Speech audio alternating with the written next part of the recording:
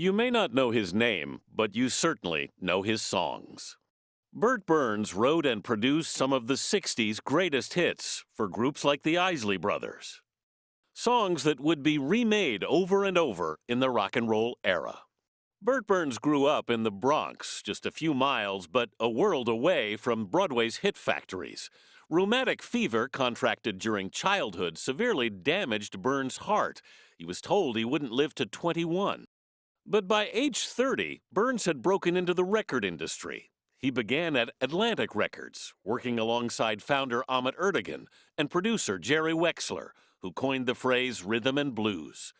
Burns' songs infused Afro-Cuban mambo with R&B, creating a more sultry and savage sound than his contemporaries. In 7 short years, Burt Burns had 51 hits on the charts. He produced for acts like the Drifters and started his own record label, Bang Records, where he signed undiscovered talent like Van Morrison and Neil Diamond. After years in the shadows, Burns is the subject of a new book, an upcoming Broadway musical, and a documentary film. But for all the accolades, Burns' former ties to organized crime, common at the time in New York's cutthroat R&B music scene, turned many friends into mortal enemies.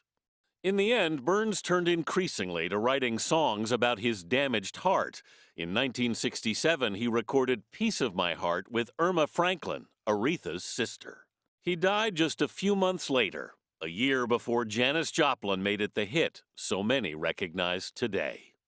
Award-winning music writer Joel Selvin spent 16 years researching his new book, Here Comes the Night, The Dark Soul of Burt Burns and the Dirty Business of Rhythm and Blues. Joel, good morning. Good morning, Anthony. What made you so fascinated with Burt Burns? I mean, he's a very complicated figure. You know, I ran across a reference to the records in a book called Sound of the City, it's a history of rock and roll, and I immediately recognized a common element, the tremendous despair, pushing singers to the edge of heartbreak and urgency that was just uncommon to records of that kind. And then when I started hearing little bits of the life story, the bad heart, the gangster stuff, I just started following him. And people didn't know much about him. I'd run across somebody who knew him and get a little piece here and a little piece there. It's interesting to me that you spent 16 years researching a career that was about 7 years long. Yeah, that's been pointed out to me. What did you find most fascinating about him? Because there's so much. You mentioned the mafia, the health issues. What was really fascinating? Oh, and you know, the Afro-Cuban music, which was such a huge part of his thing. I spent a long time studying Cuban music to come up to speed on it here.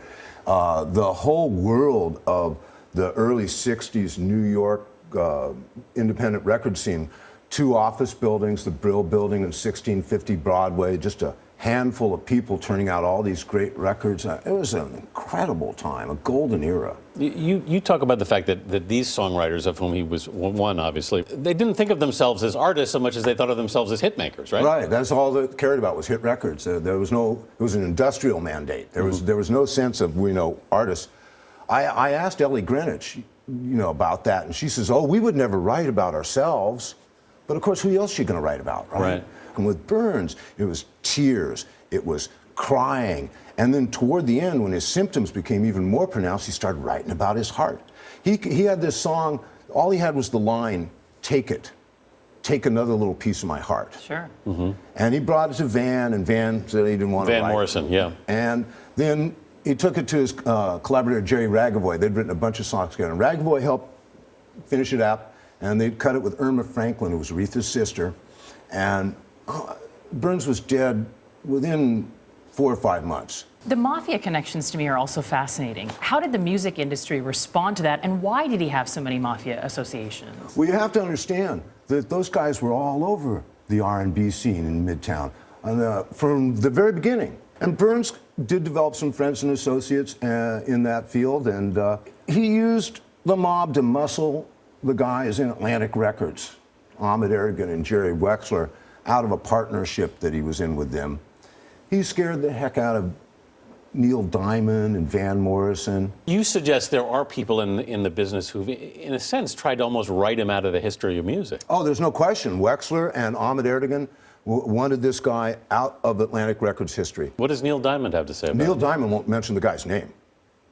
I mean, the liner notes to the Bang reissue that Neil wrote for a couple years ago, they were up for a Grammy nomination.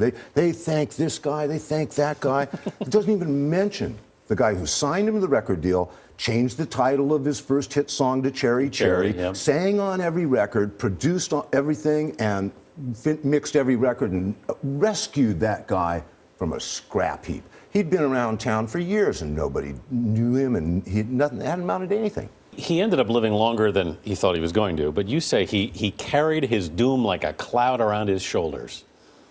Yeah, I think for Burt Burns, the single definitive part of his life was that heart problem, that it just pushed him and prodded him and drove him. In 7 years, he went from a fairly untalented, mediocre songwriter to the top of the record business, president of his own label, #1 hits, songs writer, record producer, music publisher, and made a fortune, lived in a penthouse and stuffed a fishbowl full of royalty checks because he was too busy to get to the bank. And he did that in 7 years, and you can't imagine what kind of drive and ambition it took. And I just feel in his music and in those songs, I feel that heart just prodding him along, and he knows that his time is just over any day now. Joel Selvin, the book is Here Comes the Night, The Dark Soul of Burt Burns and the Dirty Business of Rhythm and Blues. Thanks so much for being with us Thanks, this morning. Anthony.